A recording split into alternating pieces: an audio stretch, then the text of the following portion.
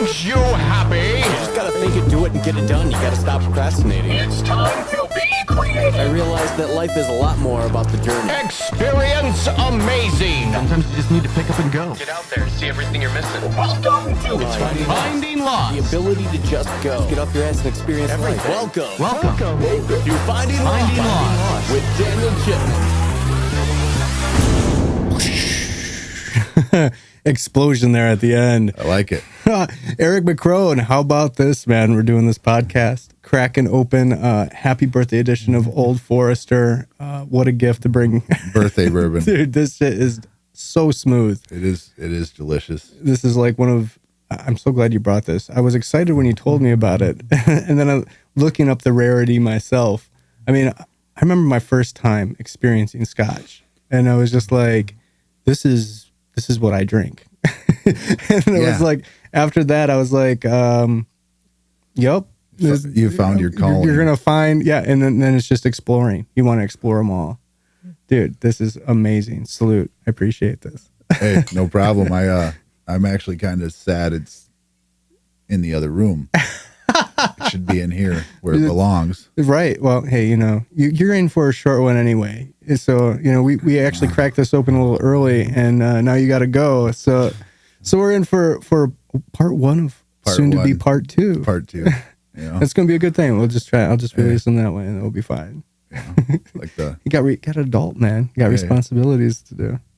Exactly. Like the Titanic movie. Yeah. We just got to switch VHS in the middle, right? Right. Yeah. There's a little intermission. They get the intermit for a week. Tomorrow.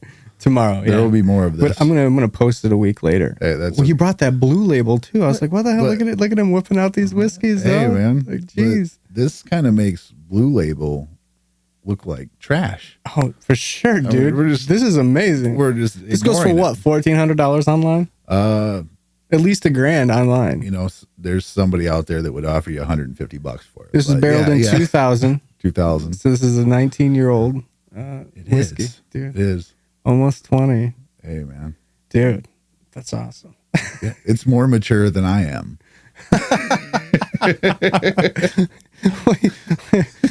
Well, you come on. You're coming into adulthood now at the ripe age of 32, right? 33. 33. That's right. You had a birthday. Yeah. See, I forget that because mine's so far off because I'm born 85, but it's like in December. So it's like that. Everyone changes their birthday over, and I'm like, oh yeah, that's why I can never remember my birthday. Yeah, I don't remember how old I am now.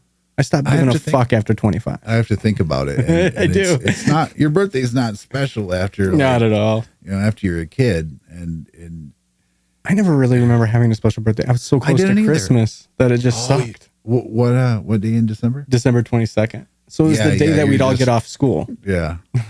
It was the worst. So a lot of time we were traveling and stuff like that. Yeah. So they're like, we actually got you 15 birthday presents. They're under the tree. So right. Well, and half those are your Christmas presents, and half those are your birthday presents. And since we got the whole family together, we're celebrating Christmas and your birthday, and it's also your grandma's birthday, and so it's all rolled into one. You know what though? That prepared you for adulthood. There, for sure, dude. It's just let it go. Yeah, it doesn't matter. I don't care about my birthday. It's just another day. I go to work. I think I went to work and worked till like 8:00 when I set my own schedule. Yeah, I can do whatever, and my birthday becomes my deadline for most things. This is my end of the year deadline is by my birthday. So I'm always working on my birthday. Most generally now, Yeah, for the kids though. Like I love the excitement for like my children. That's where I missed out. Literally one of the last of the Mohicans, as Taylor would say, but he just had his kids. So. Yeah. Congratulations. Congratulations, Nick T. Shout out, man. 32. Yeah, I think he's 33 now. So. Yeah, I think he's the same age as me. Yeah, for sure. Maybe a year older. Younger, wiser. Yeah. I don't know. Fuck that. Yeah, my daughter's 8, so I'll be 43, and she'll be out of high school. And dude, that's what I think about it. Like every time I'm like wondering like if I'm ever gonna get that call, like, hey, I got this kid. He looks just like you. But he's born with a beard. I don't get that call anymore. Yeah, I never got that call. I guess that's what I was saying. It's just funny because it's like sometimes I think it's like I love kids and I'd love to be able to have a little rugrat running around, especially if it was 10 now. Like I feel like there'd be like this, I don't know. Like I'd like to be a good dad. I want to be a dad. You know, like I love kids, but at the same time, it's like, you know, that's why I'm doing this Finding Lost thing. I'm like, I'm 33 with no kids. I owe it to the single people, the people out there that can't do this, to get out there and go do this. You like really do. I mean, I would never turn it back because like that's my life. And this little kid, like Sophia, probably saved my life a lot more. Like I need her a lot more than she needs me. I'm damn sure of that.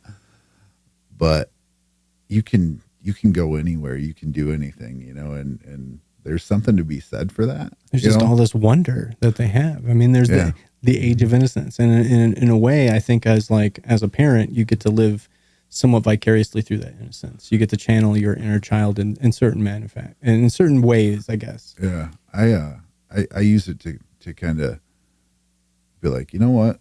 If I would have known this when I was a kid, sure, I'd probably have been a little better off. So, you know, I teach her things all the time, and I want to be able to let my kid fail with freedom, you know, in front of me. So like you can, because you're not going to listen to, we don't listen to advice. Who listens to advice? You're going to listen to, oh, I fucked up.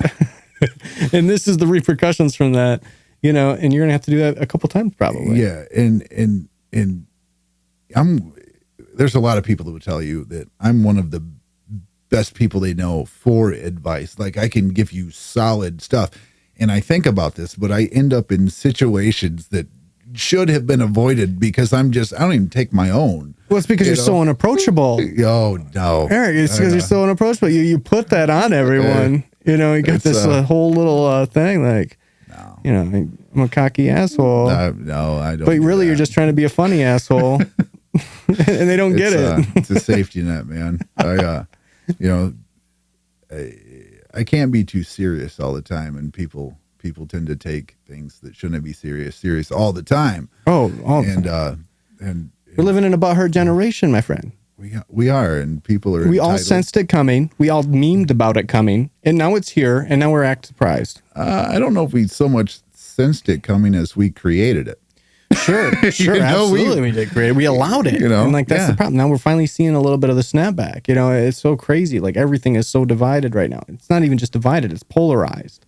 Yeah. And that's the thing. You don't get to be. You can't even be comfortably in the middle or comfortably even on any of the interim. It's got to be extreme. You know, I'm comfortably in the middle. I'll say this, but and everybody says they are. But I really give them a situation where, you know, and they freak.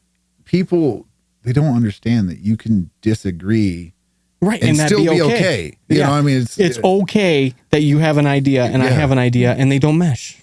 It's totally fine. Yeah, I mean, but everybody treats it like they're in, you know, like Crips and Bloods. You're not part of my gang. You're not part of my gang. We're flashing on the corner. You flashed in a different sign. Yeah. How convenient that it's still red and blue. Exactly. Hey, man, that's what it's coming down to. It's not Republican, Democratic. It's the Bloods or the Crips, bro.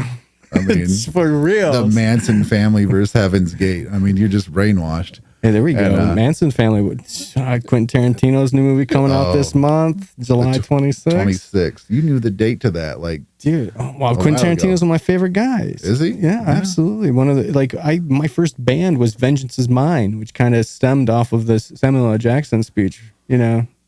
Ezekiel 25:17. The name of it wasn't Motherfucker. I mean, come on.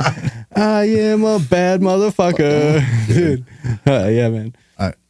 You play music. What do you play? You play drums. I own instruments. I play drums and piano. Well, I'm trying to play piano. I just, you know, I do it in noodle around on the old bones. Hey, man, the ivories.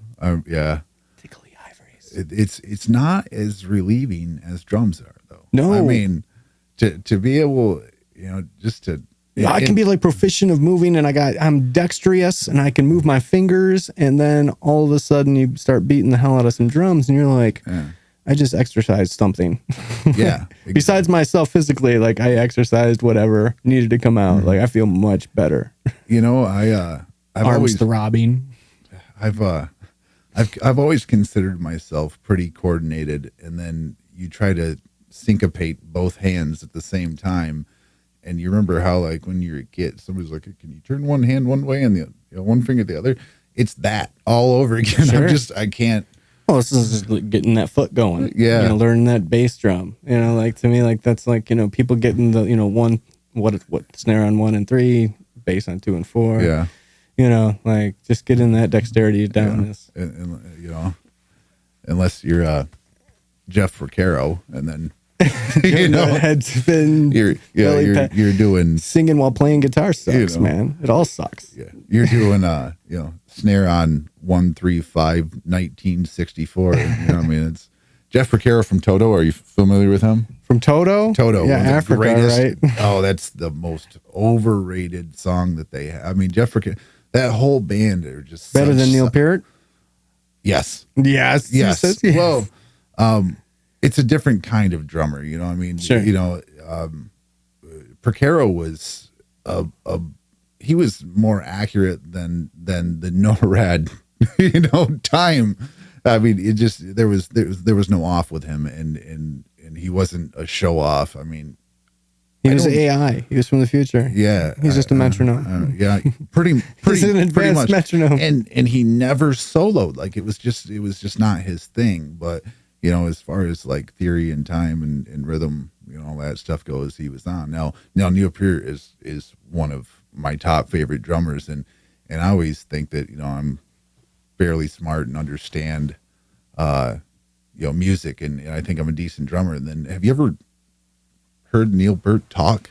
Oh, yeah, yeah. I mean, when you get into music theory, I used to watch his warm-ups and stuff like Yeah. that. Yeah, I was going to say. I'm you know, listen to him talk. It just makes me wonder how he even tied my shoes in the morning. I'm just like, I'm just an idiot. And This there's guy. this guy. Well, you know, that's what happens when you got rock legends. They're gods, man. Yeah, Really do. You know, the thing is he's a rock legend, but he also is very introverted. He's almost reclusive.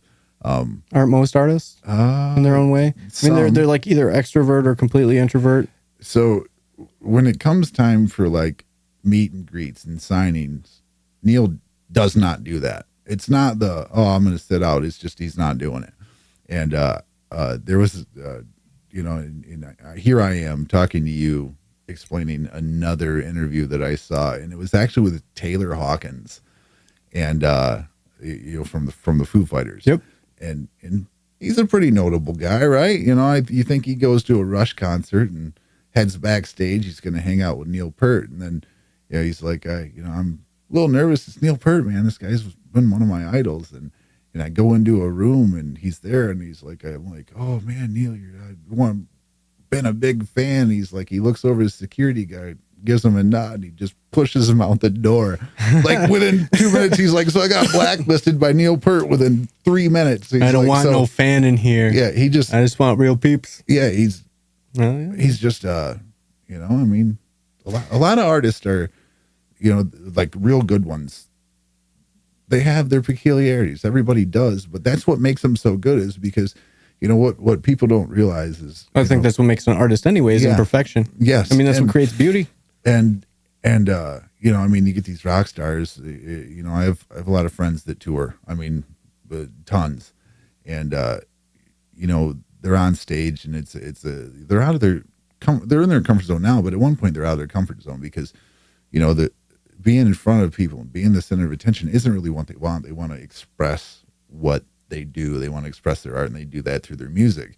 But everybody like wants to party with them, and it's like, you know, they're usually not like the outgoing partying type. You know, they're the guys that in high school that 4 of them went and sat in the garage, you know, playing music all the time, and you know, that's who they are. You know, I mean, a lot of them are, and I'm one of those people too. I'm nerdy as hell, like, and a lot of these guys are, but they're just better than me.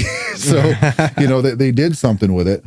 Yeah, they figured out how to make what they're doing work. Yeah, exactly. Exactly. That's the hardest. So you're doing a lot of stuff though. I mean, you were traveling there for a bit. I mean, you traveled everywhere. How many states have you hit? Well, It's been some years, but I used to manage athletic clubs, and I did that for, I don't know, 2.5 years on the road, and I couldn't tell you how many states. I think I stopped counting at 26 when I was traveling, and it was a pretty good gig what I was doing. I was good at it, but I traveled 300 days a year.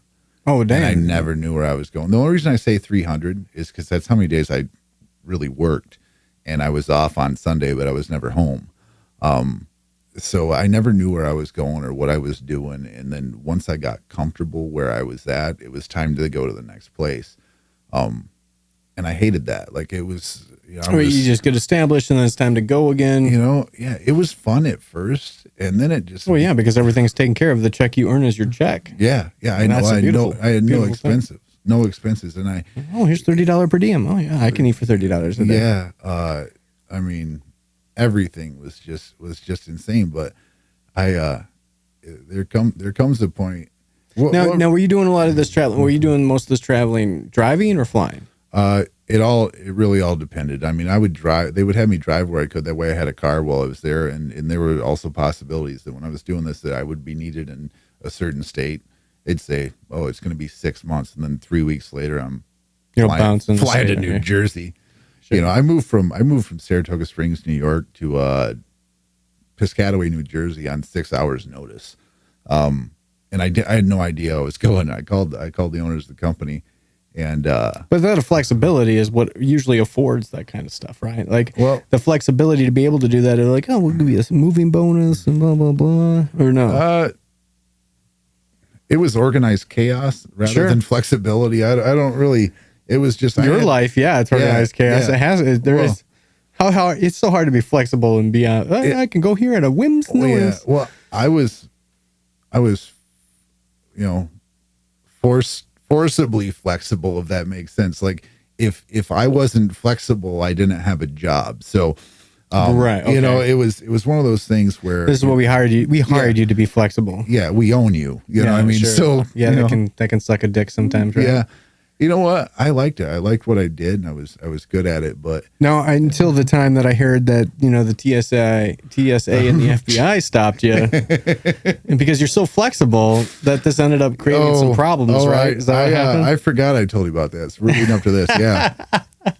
Hey, I try to bring it in, like you talk about some travel, then we can talk about that time that you're fishing here. You're like, here, I'm going to back him in a corner. It's psychology at its best. You don't have to tell me, okay, no, Eric? I already told you, but I'll tell you again. So yeah, I was actually in New Jersey, and I flew out of Newark. And if you've never been to Newark, it's like Flint but way bigger. And it's just well, I'm not saying Flint's bad. I'll say this: it's just a shady area. Well, no, I'll say Newark, New Jersey is like if Beirut were in America. Okay. And everybody was Rocky, Tony, Vinny, Paulie, or Mikey, a pizza place. Sure. And the traffic was horrible. You want some of this pizza? Yeah. Huh? You don't even know this crust, dude. So. Tell you something. This is a family of pepperoni here on this pizza. I had actually just recently been home, and I went back to New Jersey. I was supposed to be there for 6 weeks, and it turned out 6 weeks. It's actually 3 days if you're flexible. And right. Yeah. So I was told I was needed in. I think it was Dallas, Fort Worth, Texas. I'm trying to remember. There were so many places. I mean, it's just one big blur. So so you were in Newark, and you were in New Jersey, and you had to go somewhere else. Yes, because even though you had only been there for needed there. Right. Now, I'm gonna get off subject here, but my job was this was 2006 to 2009. You remember the economy back then? Yeah. Oh yeah. 2008 it tanked. Yeah. I was in the athletic club business, so I managed gyms. My job was to make sure they did not go out of business, and in those times, people, they weren't getting rid of, they weren't like, hey, I got to save money. I'm going to get rid of my car and keep my gym membership. Or, right. I'm going to off the phone. They're like, hey, I'm going to get And you rid weren't of this. Planet Fitness either. Yeah. And the thing is Planet Fitness is, I won't even get on that subject. But they have a great model that works for them. That works for them for sure. But anyway, so my job was to go into these clubs and kind of I would reinvent the atmosphere and make it a place where people wanted to be. And while I'm doing that, I'm also shaking everything I can out of the sky. You know, I mean, any loose end, any fad that could be trimmed. So people got to hate me pretty, because, you know, here I am, this 19-year-old kid going and telling people that've been at their job 15 years that you're doing this some gym wrong. owner that's 60 years old. Yeah. Fuck you, you're doing this wrong. Yeah. It's just fucking weights. Yeah, no, you're fucking doing it wrong. Yeah. We gotta get people in here. Yeah. And nobody wanted to listen to me. And I had to become really, really assertive. Yeah. And you just need to grow a beard. Hey. Seriously, bro. I can't. In a professional bullshit, I can see your stubble.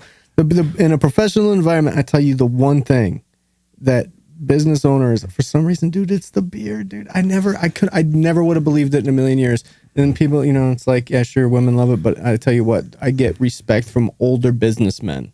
Like when I walk in, is why the beard's there? For sure, no joke, dude. Older men. To attract a professional relationship in the business world, in the professional, I'm not joking, dude. Like the whole demeanor changes. I used to always get treated like some punk kid, you know, like, and that's the thing. Like they didn't want to be disturbed by me. I'm in here interrupting their job to shoot some video, do some things or whatever. They don't want to listen to me.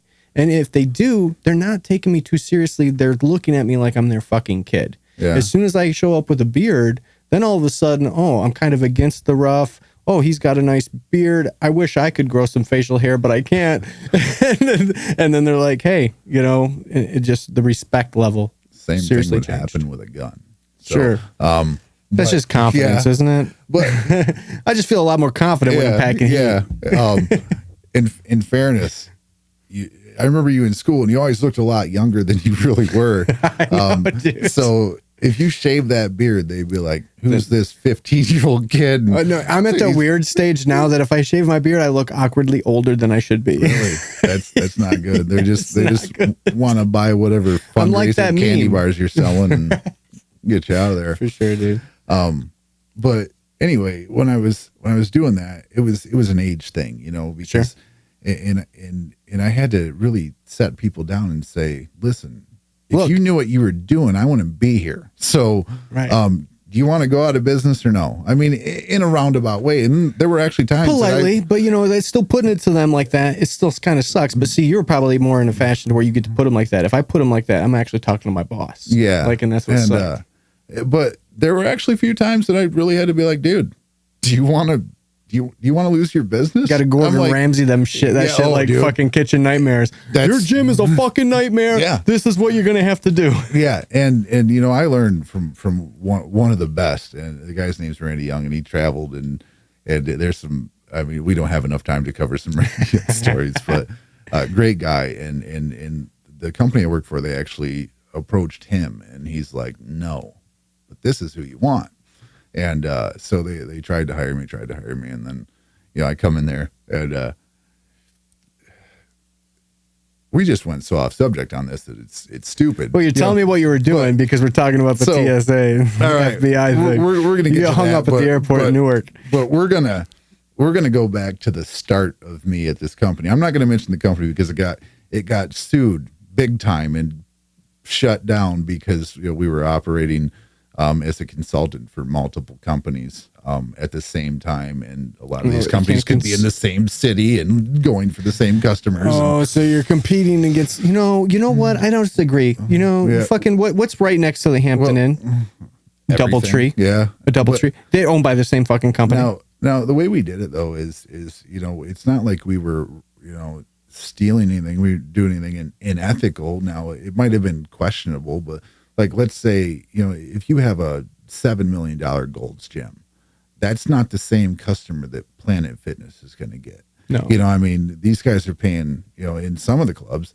I had a club that we just ridiculous. We tripled the price, and people just start going there. They're like, all right, this is the club. It was in this. It's $160 a month. That's how I know it's the club. We jumped it up to like $400, and they were struggling. This was in a pretty nice area of California, And, there you go. And they tried to be the low guy, and it's like you look Low guy's around not.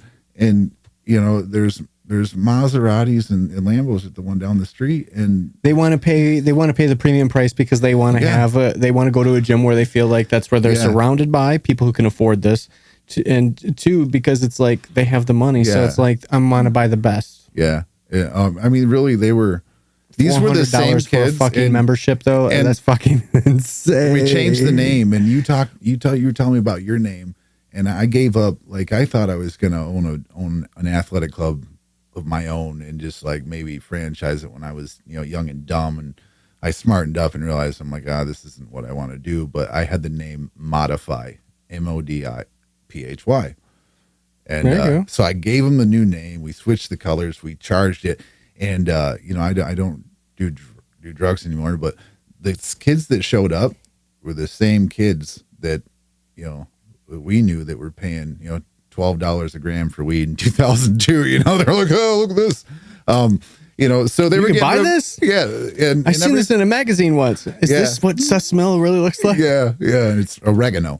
So, oh my God, you know what I'm talking about. I do. The first time I bought weed, I got burned with oregano. So, Dan, seriously, if you were in California, you'd be a member at Modiphy right now. You'd be like, all right, and it just worked. Modify this weed. It tastes like pizza. Yeah, hey man, this is really good. This is like got all the Italian from herbs Chef and spices. Boyardee, Kool-Aid packet. You got a little Chef Boyardee powdered cheese packet or something, dude. So anyway, my job was to make sure I was that they weren't going to shut down. They got all this investment here, so keep them afloat. What can they do? And now? I was this young stupid kid, but the thing is the reason I worked so well is because I was just this young stupid kid. So you're willing to throw shit on the wall and see what sticks and see what's going to work. I thought outside the box. I mean, just because something's been done the same way for 30 years doesn't mean it's the right way, and it doesn't mean it's the only way. For sure. I'm the type of person. I'm a very optimistic pessimist. I mean, I see the shit in a situation before I see the good, and then I'm able to work my way backward.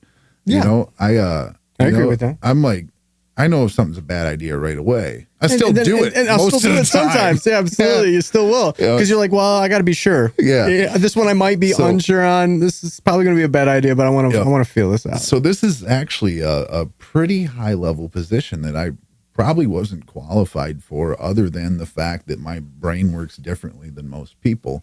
And I'm just crazy enough to do it. And so I come pretty highly recommended. I had 5 interviews with this company. And so I'm excited.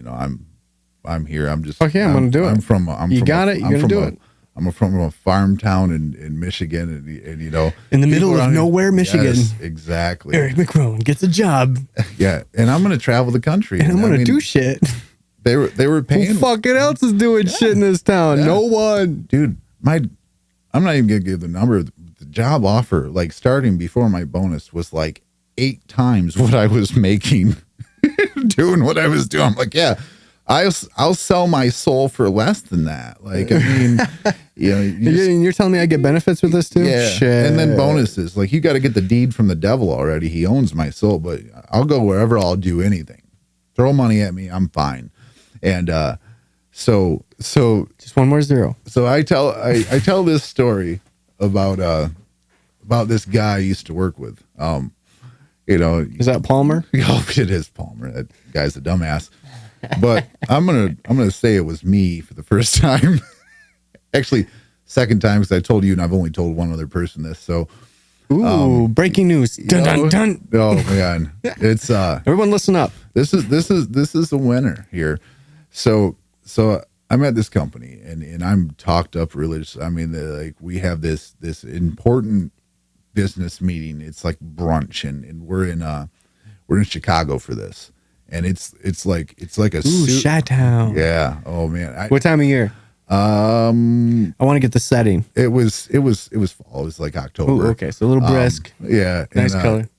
I was sitting there wearing this J.C. Penney suit that did not fit me well at all. I go to Jay Farrell, bro. Yeah, for real.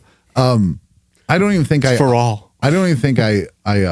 I don't think I ironed the dress shirt that I wore. Like it still had like the square creases on it and stuff. I just pulled this out of the box and pulled the pins. Yeah, like if you don't know. If I button up the fucking jacket, they won't know, right? Yeah. I mean, that's how green I was. Like if you do not know For sure, I've done that it. you do that, you do that. Like that's the thing. So maybe somebody hears this and then they don't iron your shit. Yeah. You know? Yeah. Be iron your professional. stuff. You know, Get that fucking $200 suit, whatever. You're attempting to be professional because you want to get that $2,000 suit. Okay, that's why you buy the $200 suit. Fucking buy that. Did not mean to do that. You know, just throw the coaster at you, bro. You know, if you look the part and you look like you're supposed to be there, you can get where you're going. You know, sometimes. Absolutely. I mean, there's people that do it that are complete idiots, but you know, they look the part. So I'll put it this way. I at least took the little tag off the sleeve, you know. I didn't want to let them know that I was returning this, but I kept that bitch in the box. Yeah, just it didn't fit the one night after that event I had. Right, exactly. So you know, I'm sitting there and we're with some, you know, higher up investors. I got to be vague about this because you know, it's just there's. So you're having this brunch meeting. You're setting up with some higher level. This is for your interview. No, I had the job. So you had the job. Third day on the job, and you're meeting with some clients. The clients was afterward. Oh Jesus Christ! And so there was 18 people, and it's about 10:30 in the morning. All right. Everybody's going around the table, and you know, they're ordering. I'm not really paying attention. Like I'm looking at the menu, and I'm not really nervous of public speaking. It's just like I'm the junior at this table by 30 years. Right. And so all you're doing is you're trying to mirror what your higher ups are doing. So, you know, people are going around, they're ordering, you know, coffee and, you know, tomato juice and V8 and orange juice and this and that. And then, you know, it gets around to a couple guys and like, yeah, we had a long night last night. I'll have an Arnold Palmer. And I'm like, okay, you know, if you know, another guy orders something. Okay, so it comes up to me, and I ordered a whiskey sour at 10:30 in the morning at brunch, and I had no clue what an Arnold Palmer was. I mean, thinking they were ordering booze. I was thinking they were ordering drinks. So here I am just trying to fit in. I'm ordering a hard Arnold Palmer. Yeah, so it's, you know, it's the next one. We did have a long night. We were out drinking, like. And you know, I get what they're doing. I'll take one too. Yeah. So I'm like, and you know, I was like looking down at the menu, like trying to think of what I was going to order for food. So I didn't notice anybody else's reaction. And the waitress was like, whiskey sour. I'm like, yeah. You know, like a drink, not a shot. She's like, oh, okay. And then so she goes so that means a double. Yeah. And dude, I can't clap for it. And everyone else is ordering like, oh yeah, I just have some tea and lemonade. Yeah, together. And so I'll take a whiskey. So she brings the drink out, and so I'm like, all right, I'm sitting here. I'm thinking, all right, cool. This is a cool company, man. These guys are gonna be awesome. So I'm drinking it, and one of the owners, he's like, we don't cover liquor on our expense report. What he said, he's like, hey, how's the whiskey? I'm like, oh man, it's actually pretty good. And I'm like, you know, take out a bite out of the snake that bit you, right? You know, because we had drank the night before, so I'm thinking, you know, and I'm like, how's yours? He's like, oh man, it's great. He's like, I ain't had one of these in a while. And I'm like, yeah. He's like, you know what's in an Arnold Palmer? I'm like, nah, what is it? He's like, it's iced tea and lemonade. I'm like, oh shit. I didn't say shit because I didn't even want to say shit around these people. And no, it's more like this. Oh, yeah. So I'm sitting here thinking like, all right, I'm getting fired, you know? Right. And so I look at the waitress and, oh, dude, everybody's probably horrified, laughing their ass off at me. Everybody is just cracking up, and I don't have shame. Like I don't have a shame gland in my body.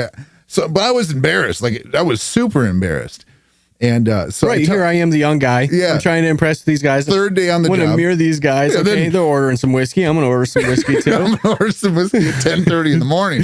Hey, if they're doing it, I'm doing it. You know, if they're okay with it, these are my guys. Yeah, we were just drinking last night. I'm gonna be okay with this too. These are my dudes. So I tell the waitress, I'm like, I'm sorry. I'm I'm like, I'll take one of those. And another guy pipes up from across the table. And he's like, nope, you made your choice. And then they look at the waitress. They're like, keep them coming for him. And so everybody laughed about it. And I think we left at like noon-ish. And they ordered me 4 of them, 4 more. So I'm 5 deep. And damn. Like they just kept throwing them down they were just throwing them. So you're feeling real good. Yeah. So they actually ended up being really cool guys about it. But my nickname half of it was just for them to fuck you up. Oh, dude, it was just like, look at this idiot. And they laughed at me, but I don't think most of them knew my name. I was Palmer. That was my nickname. So they nicknamed you Palmer. Palmer. Yes. My email was palmer@blah.com. I'm not going to mention the business name.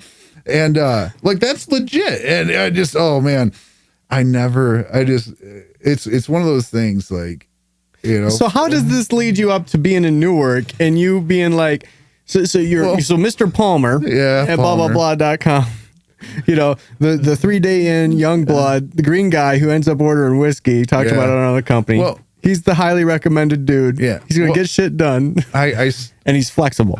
Dude, well, I started off as just like an entry level, you know, manager. And then, you know, I mean, it was pretty quick with the ideas I had, that the company was making money. I'm not going to say, you know, my ideas were progressive, but I made them money. So they're like, hey, let's bump this kid up and let's throw him all over hell. Hey, I don't care if these ideas are fucking new. Yeah. You know, dude, they're working. Yeah. I'd be like, hey, this is a wheel, you know, it turns and oh, wow, what's money. That thing turns. So did you see this thing? So anyway, what led up to Newark is they're like, hey, we need money in Newark. And then I was going to Texas because they needed money there too. And, you know, however so you were heading to Texas? I was heading to Texas. And, you know, I had a layover in Atlanta. Okay. Which is like a general hub. I mean, you can fly anywhere from there. Yeah, I think at that time, what was the discount airline? Delta or Cheapo Air? No, wait. Oh, they used to Allegiant? AirTran. Okay, AirTran. So Allegiant's the new cheapo. Yeah. And the thing is, the Allegiant guy, he was actually, was it JetBlue that lost the plane in the Everglades?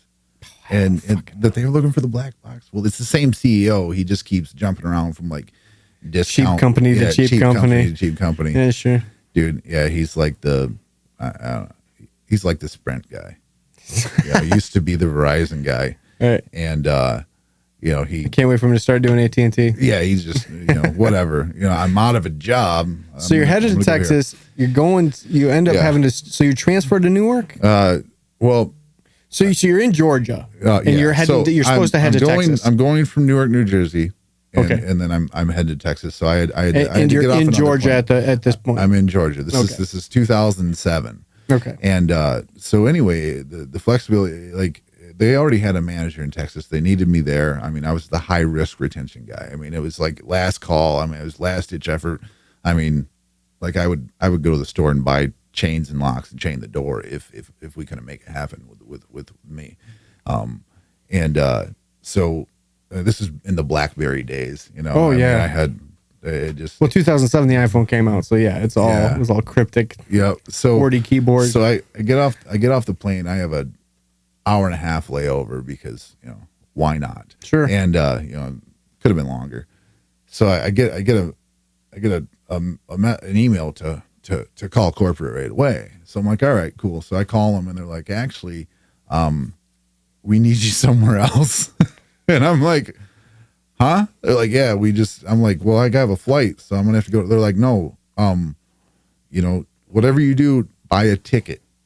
In I'm trying to, I think it was in Colorado is where I had to be. It's all one big, because I mean, literally 20, it might have been 26, 28 states and 70 cities in 3 years. I mean, it's like I was a circus. I still am like a circus, but so you're flying high, brother. Yeah. So I had an issue with Bank of America out in New Jersey in Bridgewater, and so I was just like, screw this, and I had a ton of cash in my pocket, like $4,000. I mean, all right, so fuck the account. It's going in my pocket. Yeah. I'm heading out to Texas, but now I got to go somewhere else. So I'm going to Colorado. So I had to buy a plane ticket in the middle of my flight to Texas. I'm buying a plane ticket to Colorado instead. And so I'm up at the counter and my card, I don't know what the hell happened. I think it was from traveling. It would not work Sure. And it wasn't like, doesn't even matter when you tell them, they still fuck it up. Yeah, for sure. buying online back then was still not perfected. Like you could buy stuff online, but fraudulent activity. Yeah, but people still had a phone book. You know what I mean? So who's using those cell phones? So I'm up there and I'm like, all right, I'll just pay cash for the ticket. And I pull out, this big wad of money.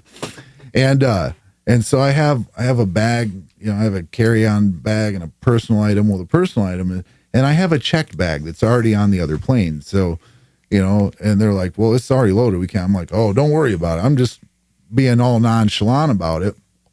Don't worry about that bag. I'm not going to need that bag. Yeah, later. I'm not going to ever need that bag again. It's just got that bag's got the bomb on it, motherfucker. Yeah.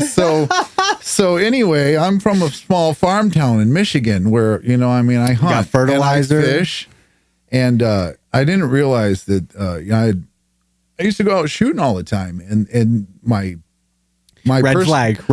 My personal item bag was the bag I had taken to the range a lot, and the girl I used to date, her it had gunpowder residue on it. Oh, it had gunpowder residue on it. So I just some GSI, and a chance happening, there happened to be a dog near us. So there's a guy jumping planes, with a dog barking at him, with a gunpowder on with a bunch of gunpowder on his bag, $4,000 cash in his pocket, and he's got a bag on a flight going to Texas that he does not need because he's not going there. Yeah, I'm not going there. He's going somewhere else. Yeah, I'm going somewhere else. So, let's talk about how long this delay actually took. Oh yeah, that 1.5 hour layover. I mean, they were pretty nice about it, but I don't know how they made many. You wait forever. They wanted to see you sweat. It was. I don't remember if it was 5 or 8 hours. I was in this room. They didn't give me food. It was 1,000,000 degrees. I was. They took my shoelaces, my belt, my phone. In case you wanted to kill yourself, bro. They took every single thing that they could do. I still had my shoes. I just didn't have any laces. Right. Everything was locked, and they were playing good cop, bad cop, and they're questioning me, and it's just like I don't understand how many ways you can rephrase the question. Well, please just help me understand what's going on here. I'm trying to tell you exactly what's going on here, officer. But you're not listening to me. That seems to be the problem. Okay. My phone was dead. Oh, shit. At this point, you don't have a fucking charger? Come on, you got a Blueberry charger? Dude, Come on, motherfuckers. Yeah, Blueberry charger, man. They don't. They're like, I got this fucking flip tone Kia. But the thing is like, I was sitting there forever, like, and I was playing on the phone. I mean, back in those days, did you carry a USB charger with you? No. Fuck no, you didn't have a USB charger. You had a thing that stuck in the wall and with a little pin that fucking plugged into your phone. It was in the bag on the plane. So that shit's checked, motherfucker. Yeah, and I ain't gonna need it till I'm at my hotel room. You ever been to Hartsfield-Jackson Airport? People are going somewhere. You can't just be like, hey, ma'am, can I borrow your charger that you probably have in your bag while you're trying to make it 6 miles? What really sucks about that bomb that I got on that plane is that I can't call it to fucking get it to explode. Oh yeah, and it just it gets even worse than that because what made this the issue with Bank of America is before I got this job, I had a little going away celebration 6 days before I was supposed to move, I got a DUI. I blew a .082, and I was very arrogant with the cop. I mean, I thought I was sober. I wasn't even. You're 200ths of a fucking point over. Like, oh yeah, it's bullshit. But I was, we're 200 times as cocky as you should ever be. What's that now? What city? If you it was City of Durand. It was. I don't remember. Jesus. I don't remember the guy's first name, but his last name was Applegate. Applegate or Appleby. Trying to prove a point. This guy got a national award writing for the amount of DUIs that he had issued. He likes busting drunk people is what he does. Man. In his corn-fed country. Oh, yeah. So, well, I mean, I left the bar. I hadn't been drinking water for a couple hours, you know, and I was, in my mind, completely sober. Like, I mean, I'll admit it's karma. I had it coming. There was a night I hit a deer. There's plenty of times that you were fucked up driving when you shouldn't have been, and today I got busted. Dude, I hit a deer by the freaking fairgrounds at 5 o'clock in the morning, obliterated, driving to Owasso, one-eyed it the whole way home with a wrecked car using my parking lights. And the car caught on fire on my street. And when I got out, there was a deer antler stuck through the radiator and through the fan.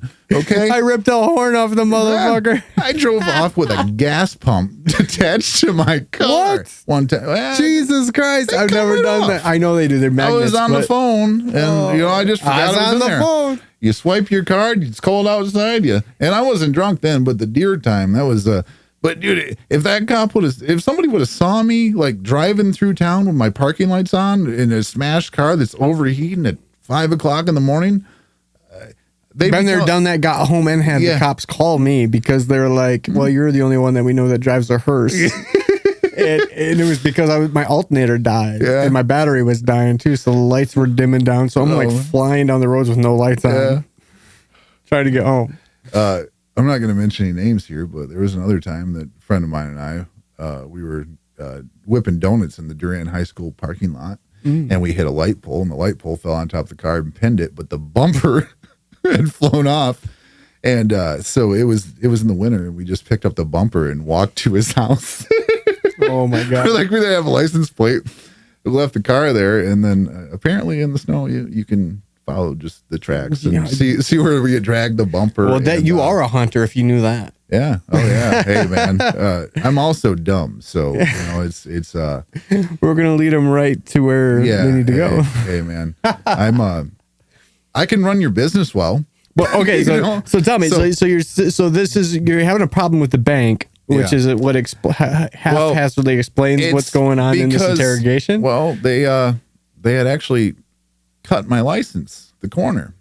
So it's void. Your void. ID is technically void. My ID is technically void. So actually, and they cut a portion of my face off. So I'm really running around with a face you can't see with a void license that doesn't have, I still had restricted, but I had a paper license. So that's what makes this even shadier. And it's not stapled to it? It was stapled to it. Sure. It was stapled to it, but that don't count. Yeah, the thing is well, it does, motherfucker. This is state issued. This is government issued. Yeah. Don't tell me this doesn't fucking count. Well, sir, you need to get an identification card. You know what pisses me off about identification anymore? What was identification for? I needed to see your face on something that has your birthday on it. Yeah. That's it. Can you please take that out so I can scan it? No, fuck you. Can you read? Yeah. You don't need to scan this shit. If it's okay if I'm over 40, you can literally just click. You don't need to scan this shit. You can see I'm obviously old enough that shit annoys the fuck out of me. There are stores that if somebody gets busted for selling to a minor so many times, they're required to put those in there. And but the thing is when they have to scan them, they get busted because they don't look at the picture. They just scan it and give it back. Dude, for sure. They don't they don't give a fuck about the actual point of an ID. No. I would say today is the generation to have a fucking fake ID. Dude, you're gonna get away with it because no one is looking anymore. They're scanning it. They don't give a shit. Yeah, it's the machine says that. Yep, okay. He's fucking 12. You can tell he's 12. No, the machine says he's okay. Yeah. You are dumb, ignorant fuck. That's to me like what we're dealing with. That it's like idiocracy. Yeah. For sure. You know what? It is. The whole world is. Dude, when that movie came out, it's like, wow, this is way smarter and more ahead of its time. You like money? I like money too. Well, it's pretty good. The street lettuce. I always heard we all eat shit for breakfast. Yeah. But it tastes better with the more bread you have. Hey, man. Truth and amen. You know what I mean? So, yeah, I lost. So where are you at? Yeah, where you're at in the story. So it was culminating to where you're at with the Bank of America. Yeah. So yeah. Well, the reason I had a problem with the Bank of America is because, you know, I'm. So you have the ID issue Well, is where you were at. So yeah, you had the well, ID issue, and then I'm it was from- the bank. Well, yeah. So you have $4,000 in your pocket, Well, they wouldn't. and you have no ID. Yeah. So, I had an ID, but I might as well not have. But you might as well to them. All right. You don't have a fucking ID. So, Because your bag's on its way to Texas. yeah, and it with a smells. bomb in it. Smells like and the bag I have gunpowder. on me is covered in gunpowder because it's a range bag, and you know, so here I am. It's the bag you know, I have, man. Why is this a problem? I'm not throwing up red flags. I am the red flag. Right. You know what I mean? It's just like this guy is. He's up to something. You're glowing. Why are you glowing? Yeah. Ah. Yeah. I was drinking also, you know, I mean, not just plain drinks. Enough you to know? where you're cocky enough. Yeah, and that's a problem. That's a big when problem. I'm sober. Like, you know, I got to stop myself from some things. And I joke about things like Right. inappropriately. Right, and you're trying to joke with them because you're trying to recognize the absurdity of everything that's going on, and they're just like, no. Now, Where were you the night of Tuesday, October 14th, now 2004? I tell you, I wasn't joking with TSA or anybody that was in that room that kept coming in that room. I mean, maybe for a few minutes, like I'm like, all right, this will be over in a few. They didn't even offer you food to see if you eat it. No, they didn't want to feed me. Hey, at you least know? they weren't trying to like sneak some DNA. Hey, you want this Sprite? Yeah, here, buddy. You know, Let's take a We're drink your- of this We're your Sprite. friend. You know, I want some coffee. trying to be like me. You know, talk about stories of when they were, you know, hopping planes with no ID and a bunch. You know, of, you can't like even get shampoo on. You're the like plane just at this pissed point. at me because you know I got a more balling job than you do, and this is obviously the highlight of your day. Yeah. Little do you know this is going to be like a highlighted story in my life. Yeah. You know how it just, you know, you can't even get shampoo on the plane at this point, and here I am with just every problem in the world. Like I'm a walking. Yeah, this is fucking 6 years after contradiction. 2001 too. So Yeah. like if this is 2007, Yeah, it's like hey, they didn't forget yet.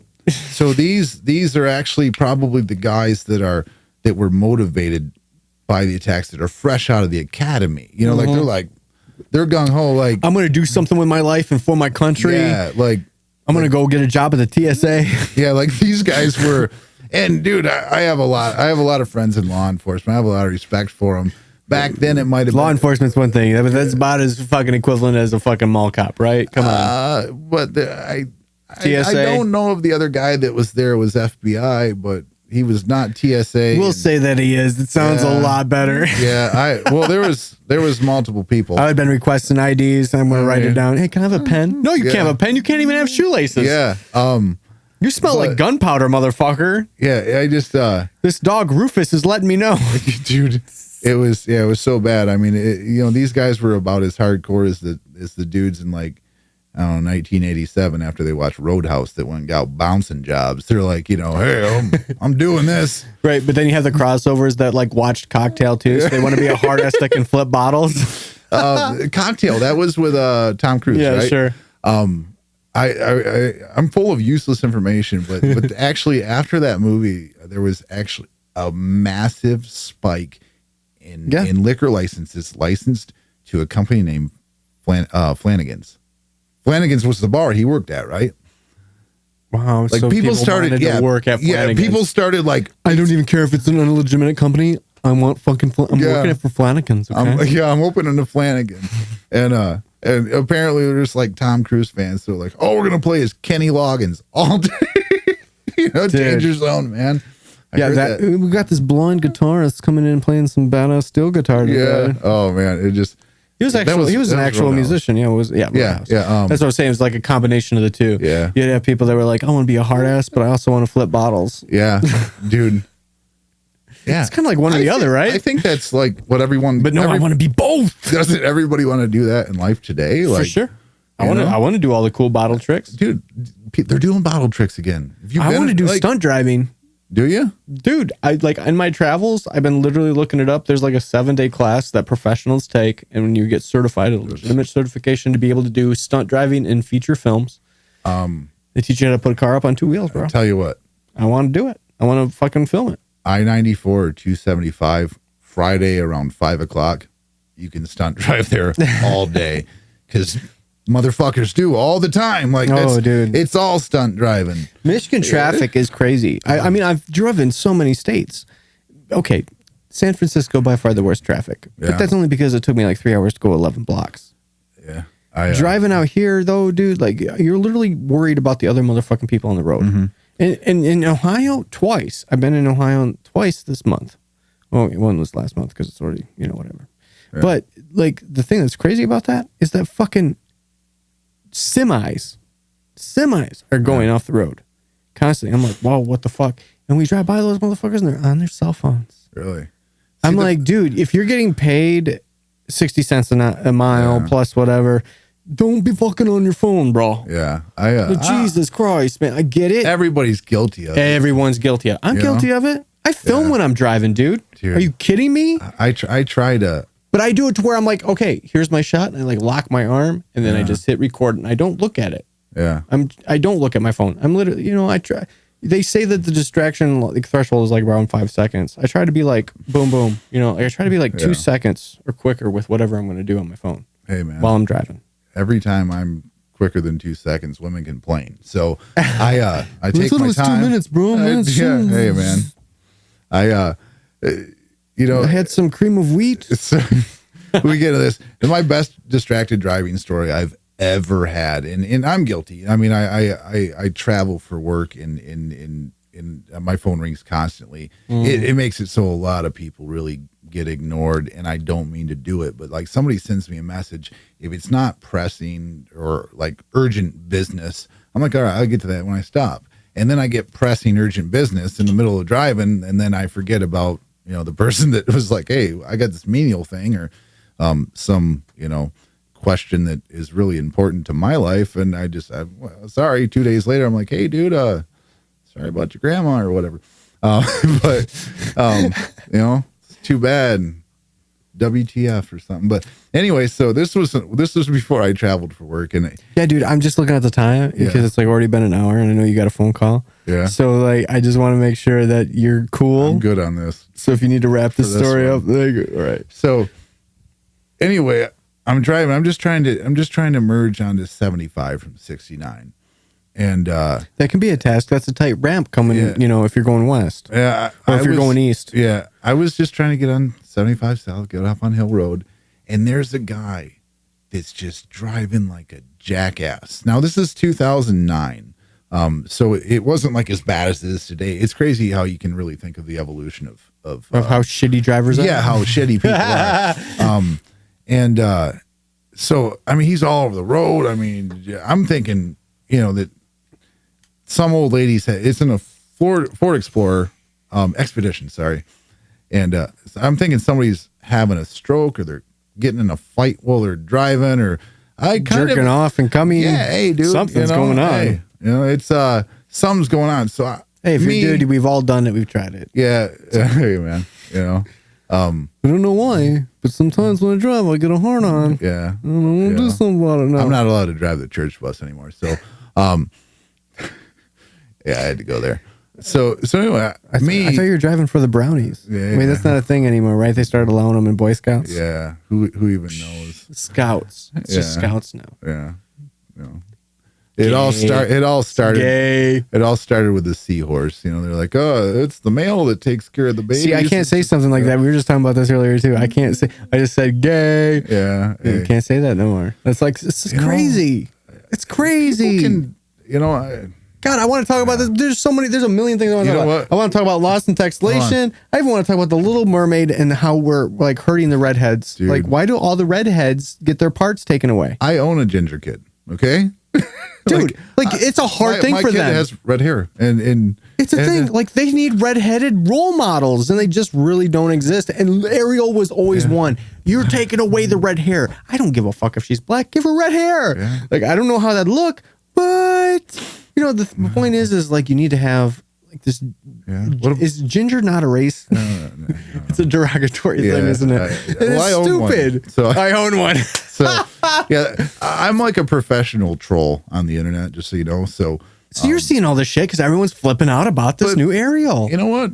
Get over it. You know, I mean, personally, I don't care. Just it's like I'd rather Bond be black, which I know I'd get a lot of flack for that. I'm a diehard Bond fan. Isn't that Shaft? I'd rather.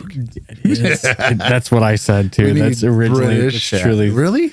That's what I think, dude. Absolutely. When I told someone else about it, I was like, "Isn't that Shaft?" Yeah, because that's what it was. But the point is like, yeah, sure. I think Bond being black, and this sounds sexist now. This is horrible. Sexist. Is better than Bond being a woman. You can't have a womanizing woman. I mean, like, even if a lot of the characteristics of Bond are not PC in today's generation, that's what makes Bond Bond. And you understand that because of his extreme lifestyle. That is the creative element that is him, that he doesn't care about relationships, and he has sex with many women, and you know, his job affords him these crazy opportunities because he's extremely flexible with a company card to go wherever the fuck that he wants. And he orders, you know, whiskey at 10:30. Yeah. Actually, he's ordering that shit shaken, not stirred. You know what I mean, brother? But you know what I'm saying? You ever seen the movie I Love You, Man? I absolutely love the movie. Yeah. Hey there, Miss Moneypuss. I want to jump on my jetpack. Why do you sound like a leprechaun? Why does everything you do sound like a leprechaun? Oh man. I don't know. So yeah, I just so I professionally troll people and just because I don't take things seriously. Like, I want people to think I'm a jackass. That way, when they meet me, if I want them, like, I don't want you to hang out. I mean, if I want you to, well, you will, and I'll talk to you, and you'll get to know me, and so people got like, there was this big discussion. I'm like, that's unrealistic. I mean, when's the last time you saw a black mermaid? And you never see a fucking mermaid anywhere. They don't exist. So shut up. If you ruined your Discovery Channel said it was real. Dude, no, that was a farce. You fucking gullible bastards. Your name's on the ceiling too. Look up right now. Yeah.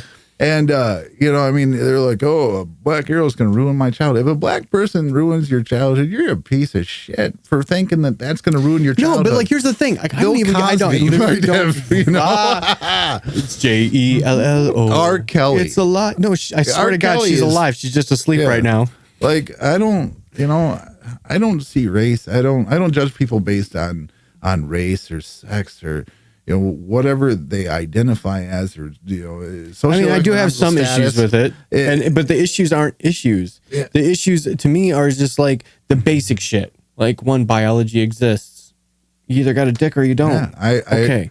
So like, two. I agree with that, but let's not cast these fucking people out. I don't cast them out. Just because they can identify. You know, like I agree with that. I just don't like the parts where I have issue. Yeah. But I've never had a gay friend or met anyone that was gay that had an issue with me not being able to. Like, if I don't know and I assume, okay, that's one thing. You correct me once, and okay, I respect you. Thank you for correcting me. I didn't know, but don't ever fucking assume that I should have to like run through some weird logic to be able to guess. Like, the more upfront you are with me, the better about it. Dude, I had this Bumble story. I met this chick on Bumble, was a dude, okay? I talked to her for a fucking week on Bumble. Nice. Like, that's the weirdest fucking thing, okay? Yeah. When you talk to someone for a fucking week and you're like, all right, hey, I'm gonna drive the hour to meet you for coffee. I meet you for coffee, and I don't even remember what we were saying, but then we talk about transition, and it wasn't even that kind of transition. Really? It was like a transition in the story. Yeah. That word came up, and then how she was in transition. Now, I shouldn't have to be arguing the fact if I'm going to turn gay because of a profile picture. I literally excused myself to the bathroom and I'm flipping through the profile pictures. I'm like, is that an Adam apple? Is that a bulge? You know, like, I'm freaking out, dude. You're looking at his bulge. Right. You know? It's just crazy. That's just something weird to think about, because of something like that, you should be upfront about it. Yeah. Oh, yeah. But then at the same time, I've hung out with a handful of transgenders that I can see their social difficulties that they're dealing with. Like, it's literally like feeling like the first day on school, going to the high school cafeteria and where you're going to sit. Yeah. And so you're trying you don't necessarily want that out, because you feel it's like one of those things. It's like driving a hearse. It's an immediate, like, you're going to be able to tell immediately. And sometimes if you're like in a group of people, you're just trying to be likable and whatever they think you are, right? But at the same time, it's like, well, if this is your path and this is what you chose, then you should just own it. And Yeah. that's what I'd encourage them to do. It's just I, own it because this shit should be up front. Yeah, that's one of the best ways I've ever heard it put was when you say you go into the cafeteria. And you Yeah, don't know I don't what's want them to feel where do you awkward. fit in? Now, what I was saying is I don't ever judge people whether I like them based on that. I either like you or I don't. You could be Right, I can could like be you a mirror non-sexually. Yeah. You know what I mean? Yeah, you could be a mirror image of me. And you know what? If I ever hung out with somebody like me, I'd probably hate that asshole. Like, get the fuck out of here. Like, I mean, You are such an anal retentive fuck. dude, I mean, I have my Why do you flaws. got to be so critical? I can admit all the it. time. I mean, I admit a lot of people, they just want to pretend they're something special. You're not. Right. You know, I mean, You're human you and know, you fail a lot. yeah, when, like, yeah, I'm 1 in a million. Yeah, that means there's fucking 7 of you in California. So, I mean, it's cool. Just, I don't get, why do I have an opinion on, but why does everybody have an opinion? Like, what does it Well, yeah, fucking why matter? do you care? What does it matter? Like, A lot of you know? times I notice is it's like people giving money to a bum. Like Yeah. when bums scare people, it's because I think they're immediately confronted with a lot of like their expectations in life and their failings. And I think that there's something about it that it's like dude. So sorry, we're talking about, we went off on this tangent. We got to know the result of the TSA investigation. okay. How long did this take? I think it was like 5.5 hours. It was a missed flight, and I could not get a refund on my ticket. So you couldn't get a refund to Texas. I'm talking the ticket I paid for to go to Colorado that they took me in the room for. They held you up, and then they wouldn't refund your money because you missed the flight. It wasn't the airline that held me up. It was TSA. Pete. So, I mean, That's bullshit. when I'm a random dick to some dude, it's probably from that. It doesn't matter. It wasn't your fucking money anyway. It was the company's. Well, yeah, the company did reimburse me, but it was my money that day. Well, Like, sure. I was so pissed. So anyway, they had retrieved the bomb bag from. It was actually just a bunch of Gunpowder on the bag. It was your range clothes. bag. It was, yeah. Well, the range bag I had with me. That's why the dog smelled it. But the random bag that I did not need was on the Flight to on the Texas. plane. Yeah. So I understand where it seems suspect. That random guy with broken ID And you don't know if it's 5 or 8 on his- hours, yeah, but you got hung up. gunpowder on his bag and a bunch of cash in his pocket. He's just gonna hop off this fucking plane that's been booked for 4 weeks. He's just gonna get off and he's going to Colorado instead. But he can't prove why. You are a suspicious bastard, Dude, that was like, I mean, put yourself in that situation. If some guy knocked on your door right now and just come up with some bullshit like that, Like you said, you were the red flag. yeah, That's like some sketchy shit. He's like, I want, I You just got want- every reason Yeah. for them to investigate. Oh yeah, you, oh hell yeah, unfortunately. hell yeah. And I'm just like, I'm just trying to like. You're like, I just have to take this. Yeah, I'm like, yeah. I mean, I'm just gonna say this that people are gonna hate it, but it's a good thing I wasn't brown that day. I mean, because I'd have been fucked. I mean, I'd still be there. Oh, wow. Because they would have. No shit. You would have been like in fucking Guantanamo Bay or some shit. Yeah, I actually have a friend stationed at Gitmo right now. Not inside. She's in the military. Part there. 2, bro. Dude. Hey, man, I know we Yeah. got to get going because I know you got a busy schedule, and we kind of fucked up on Oh, yeah. drinking this Old Forester here. So Hey. I guess tomorrow we're Blue Label. We'll finish up with a part 2. I think it's New Forester tomorrow. Oh. It's a brand new fucking day. It's clean slate. So, brother, appreciate you coming out. Hey, where can people follow you at, man? Do you want people following I you? don't want people. I mean, You don't if have an if Instagram? no, I don't. I don't want it. Like don't have when a I told you Twitter? earlier, no, I don't want it. You don't want it? I tell you, the only reason I even have Facebook is just because like I have a lot of friends in touring bands that are all over the country. That it's So like you have it's nothing like, to shout out? I don't want it. I don't Come on, want it. this is I've where you had get it. to have shameless self-promotion and you got No, nothing. I don't want it. My Look at my you, you self promotion, hardcore motherfucker. my self promotion is. He drinks good bourbon and, he gets stuck in some fucked up You situations. know what? If I could shout out anything to anybody, What would it be? quit impeding fucking traffic, dude. Just if you're in the left lane, get over. Drive better, motherfuckers. Drive better. Learn how to merge. Sorry, I had to go down to Auburn Hills today, and heading south on 75 on Sunday, 4th of July weekend. Oh, yeah. Yeah, no, Fine. Like, yeah, I mean, so if I was gonna bomb anybody, it would have been there. You know, Would have been 75. Yeah, Let's just get rid of a lot of I-75. It goes all the way down to Florida. Let's just get rid of some you of should that. be allowed to do the pit maneuver one time a year. You know, just Well, they do. get out of the way. Michigan construction. I was proud to see in Ohio these past couple of trips that, hey, there's actually construction in other states. 75 from probably Big B. No, from Exit 69, Big Beaver. yeah, from University down to like 11 Mile is down to 2 lanes right now. So it goes from 4 to 3. So why don't you just add 45 minutes to your morning commute? Yeah. Hey, yeah, oh, dude, it's the worst. So I'm sorry, I can go off about traffic all day. Because I know. That's why we got to wrap this up, bro. Yeah, we do. I know you got to go. You know, You're late. Yeah. So It happens. All right, brother. All right, guys. Till next time. Finding Lost. Eric McCroan. Thanks for coming out, man. Later.